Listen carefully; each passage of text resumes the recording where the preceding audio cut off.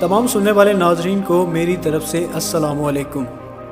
ناظرین، ویڈیو شروع کرنے سے پہلے آپ سے گزارش ہے کہ اگر آپ نے ابھی تک اس چینل کو سبسکرائب نہیں کیا تو پلیز کر لیں اور بیل آئیکن پہ ضرور پریس کریں تاکہ میری آنے والی ہر نئی ویڈیو کی اپڈیٹ آپ کو ٹائم پہ ملتی رہے۔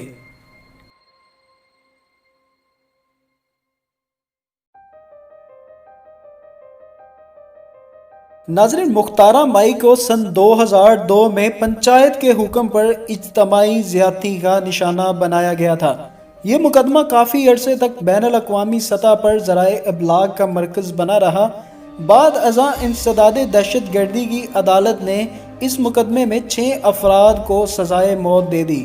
تاہم لاہور ہائی کورٹ نے 6 میں سے 5 افراد کو رہا کر دیا اور ایک کی سزائے موت کو عمر قید میں تبدیل کر دیا۔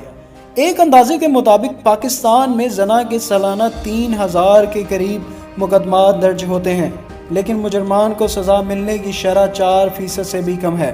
ہمارے معاشرے میں جنسی معاملات اور جنسی جرائم پر بات کرنے کو آج بھی معیوب سمجھا جاتا ہے۔ اگر کوئی جنسی جرم یا زنا کر لے تو ہم اسے ایسے نظر انداز کرتے ہیں کہ جیسے وہ ہوا ہی نہیں۔ اگر عورت کے ساتھ یہ ہو جائے تو لوگ کہتے ہیں کہ اس نے خود ہی دعوت دی ہوگی۔ جنرل مشرف نے تو یہاں تک کہہ دیا تھا کہ کچھ عورتیں سیاسی پناہ لینے کے لیے اس طرح کے کام کرتی ہیں، تو یہ ہے وہ سوچ جو اس کی سب سے بڑی وجہ ہے۔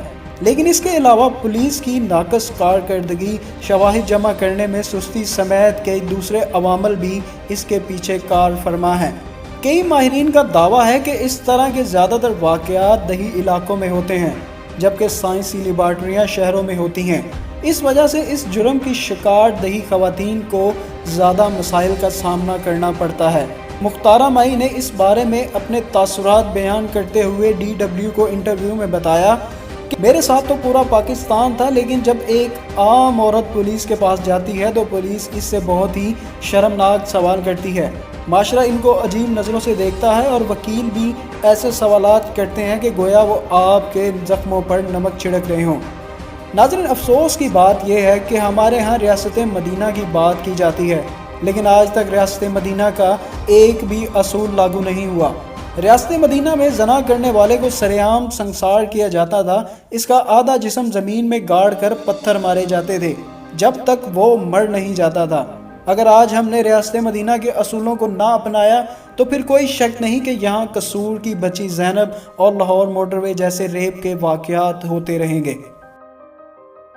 ناظرین، مجھے امید ہے آپ کو آج کی یہ ویڈیو پسند آئی ہوگی۔ اگر پسند آئے تو پلیز اسے لائک کریں، دوسروں کے ساتھ شیئر کریں اور مزید ایسی ویڈیوز کے لیے ہمارا چینل سبسکرائب کریں۔ اپنا اور اپنے پیاروں کا بہت سا خیال رکھیں۔ اللہ حافظ۔